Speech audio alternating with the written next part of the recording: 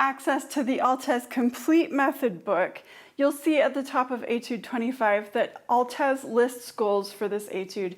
And they're good to keep in mind, even though I imagine none of them will be a surprise. They're all throughout the etude. It's easy to see what they are. But I'd still look for them actively and see how he's incorporated them into his etude, because often they're done quite creatively. As I mentioned, I imagine none of these areas of focus will be a surprise, but they are slurring upper notes with low notes, turns. Notice he does not say trills, even though there are so many trill signs in this etude. We'll come back to that. And tremolos, slurred and measured tremolos. Now, if we look for these three elements, as I say, they are everywhere.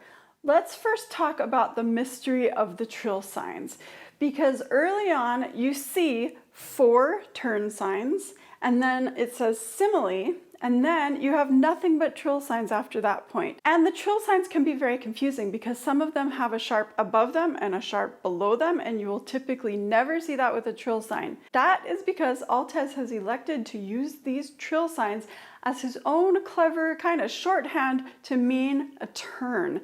This can be very confusing to students. So when you see those 4 turn signs and then you see simile and you see trill signs, all of those trills are supposed to continue as turns. The reason I say this is a clever shorthand for turns is that you have to play the shortest possible trill to fit them in. All you have time for is the main note, the upper note, the main note. And then you do a termination, lower note, main note. That's the shortest possible trill with its termination. And he even perpetuates this on page 2. The quarter note trills at the end of the Allegro quarter note equals 160 section, you have a whole bunch of them. But if you're really playing it at 160, it's too fast to play a prolonged trill. All you really have time for again is the mini trill, 3-note trill plus the trill termination. And there's no question he wants that because he's written in the terminations. So this is a place where he's very skillfully perpetuating his focus on the turn. It says it's a trill, but he's asking you really to work on your turns. The next 2 pages in the selected method version of this etude, pages 3 and 4 of this etude, are still about upper notes jumping to lower notes. That's very clear. Otherwise, these 2 pages are all about slurred and measured tremolo.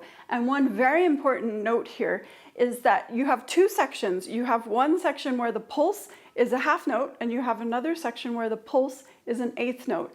But again, in his complete method, Altès leaves us a note to be sure that the tremolo speed does not change. When you're playing the section that's half note equals 92, you have 8 16th notes that you're playing per half note beat.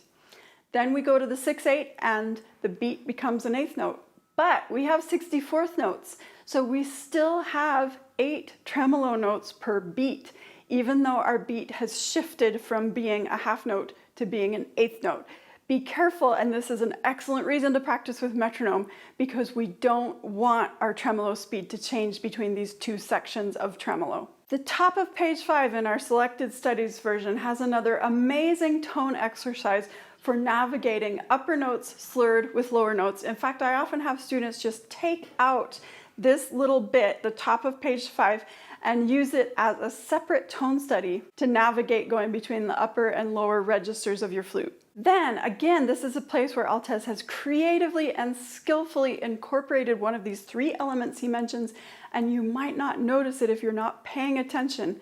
When we get back to the tempo 1 and we're going quarter note equals 108, it looks like he's written us a triplet section to work on going from a main note to a lower neighbor. But this is again about the turn. We're working on getting those last 3 notes of the turn, the main note and the termination of the turn, as even and predictable as possible. So if you pay enough attention, you'll notice that this entire section from the tempo 1 to the end is again about the turn, getting those last 3 notes very controlled, disciplined, and even.